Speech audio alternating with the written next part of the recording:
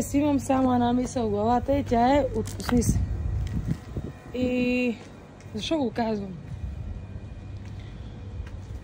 Защото аз поне винаги се притеснявам. Ще имам ли пари, ще ми стигнат ли? От заплата до заплата почти никога не стигат. Винаги нещо трябва да се връща. Особено пък с моята хазартна зависимост. Това са страшно много пари, които все връщам, все никога нищо не остава. Това, нали, вечно притеснение. Ще мога ли да оцелея този месец? Ще мога ли да си купа това, ако изляза? Ако ме викнат някъде, като ме викнат, ще мога ли да си позволя да си платя вечерята и така нататък, и така нататък. И винаги съм ги имала тия притеснения.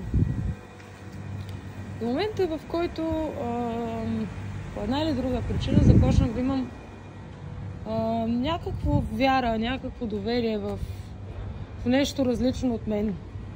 Даже тук не говоря специално за Господ, за Исус, за Бог или за нещо специфично, макар че и се опитвам и да го специфицирам, но дори не говоря за това. Просто говоря за нещо, което е различно от мен. И в интерес на истината минава някакво време и нещата започват да се нареждат. Ето сега, например, получих една оферта за нещо, което ще ми помогне да се справя с няколко проблема и да имам достатъчно средства, за да изкарам този месец. Други неща се нареждат, които примерно не са зависели от мен. Нещо друго се беше случило вчера, където успях да продам една вещ, която вече не ми трябва на добра цена. Просто нещата започват да се случват и това е прекрасно, защото преди с всичките ми притеснения нещата не се случваха. Докато сега просто се отпускам. Знам, че каква беше репликата? Не ме е спасило дълбокото, за да ме удави на плиткото, нали? Така че, колкото повече се отпускам, имам вяра, че нещата ще се случат. Толкова по-големи чудеса се случват в живота ми ден след ден.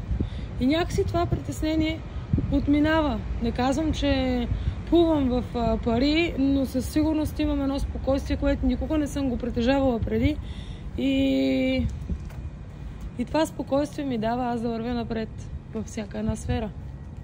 И така, много е интересно. Трудно е, не казвам, че е лесно човек да се опита да пусне контрола. Трудно е. Трудно е при най-трудната ситуация ти да си кажеш: да, знам, че най-доброто предстои.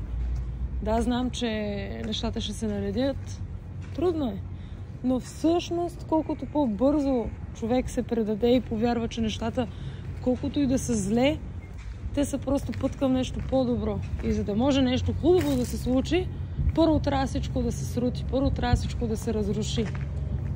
И откакто гледам с тази гледна точка, че всяко едно лошо нещо, което се случва, всъщност е стъпало към нещо по-хубаво, което ме чака, от тогава просто няма да ми стигне време да разкажа колко хубави неща стават ежедневно. Аз буквално се събуждам с очакване. Днес какво ще се случи хубаво? Днес какво ме чака? Днес какво ще бъде по-добро от вчера? Аз как ще бъда по-добра от вчера? Както мисля по този начин, мога да разкажа в друго видео, обаче толкова чудеса стават, малки, всякакви, средни. За мен са страхотни, за мен са достатъчни. За някой може да е нищо, нали, това, което ми се случва. За мен е много. И така, това исках да кажа, че днешната тема в главата ми беше: отпусни се. Буквално отпусни се. Каквото и да става, отпусни се, всичко ще е наред.